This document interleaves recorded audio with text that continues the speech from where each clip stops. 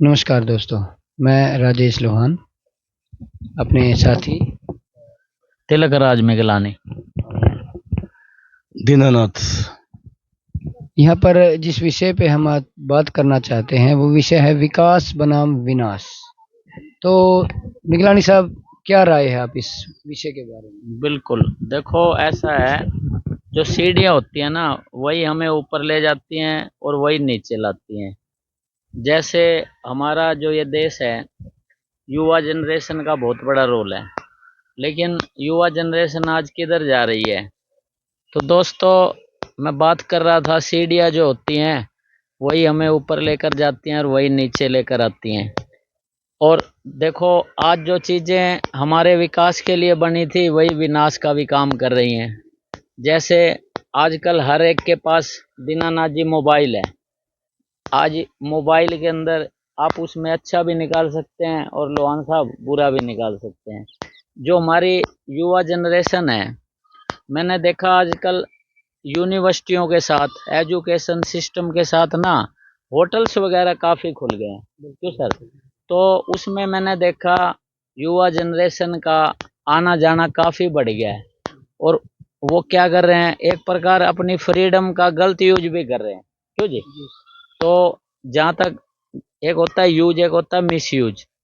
तो मैंने देखा कई सिस्टम ऐसे आ गए हैं जो मतलब इजाज़त देते हैं कि आदमी ना 1-2 घंटा ना आराम से उसमें समय गुजार सकता है। तो उसका कैसे गलत यूज कर रहे हैं?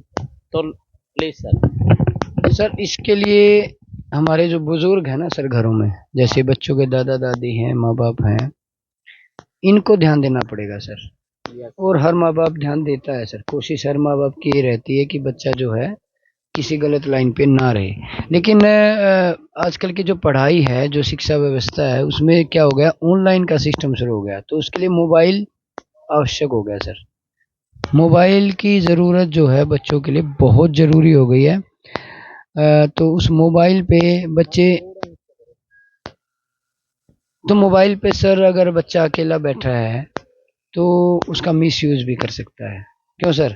आपने देखा होगा बच्चे इस मोबाइल पे सर विनाश और विकास दोनों चीजें आती हैं। आप आपका वो आप पे ऊपर, आप देख क्या रहे हो, वो आपके ऊपर है। आप उसका अच्छा फायदा उठा रहे हो या फिर आप जो है मिस यूज कर रहे हो।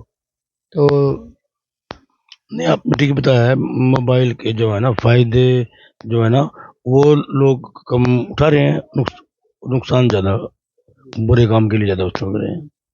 हम्म। तो जो पहले जो दादा दादी बैठते थे साथ में, बच्चों को कहानियां सुनाते थे, बच्चे जो है उनसे अच्छे अच्छे संस्कार सीखते थे, अच्छी अच्छी बातें सीखते थे। वो चीजें तो गायब हो चुकी है सर। एक बच्चा अलग मोबाइल लेके बैठा है, दूसरा अलग कमरे में बैठा है, माँ बाप अलग बैठे हैं। खासकर ये देखिए कि माँ बाप अलग बैठे हैं, अलग अलग फोन लेके। तो सर ये ध्यान देना पड़ेगा माँ बाप को भी और बुजुर्गों को भी।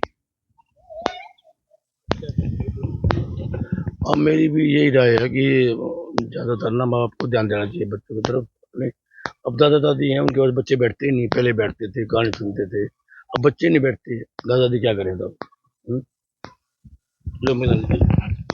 वो कहते हैं वो कहते हैं ना, किसी को जमी किसी को आसमान नहीं मिलता। किसी को जमी किसी को आसमान नहीं मिलता। नदी की हर लहर को साहिल नहीं मिलता। बड़ी अजीब सी दुनिया है दोस्तों। किसी से दिल नहीं मिलता और कोई दिल से नहीं मिलता। बात थी बुजुर्गों के साथ बैठने की। अब देखो सर, उनके साथ नहीं बैठेंगे तो आप एक देखिए, लिव इन रिलेशनशिप का भी जो कार्यक्रम चला हुआ है, उससे क्या हो रहा है, अवैध संबंध ज्यादा बढ़ रहे हैं। और उससे घर उजड़ रहे हैं, घरों से भागना। और सर, ओनर किलिंग का मामला भी देखा होगा। तो मैंने देखा, जो कल्चर था हमारा, संस्कृति थी, वो जैसे जैसे गायब होती चली जा रही है। हम लोग ठीक है, पश्चिमी सभ्यता को एक विकास समझते हैं भाई, एक आधुनिकता समझते हैं, उसे बड़प्पन समझते हैं। लेकिन आप देखिए उसके साथ विनाश कितना चल रहा है। वो लोग हमारे कल्चर को अपनाने का कोशिश कर रहे हैं और हम लोग उनके कल्चर को अपनाने का कोशिश कर रहे हैं।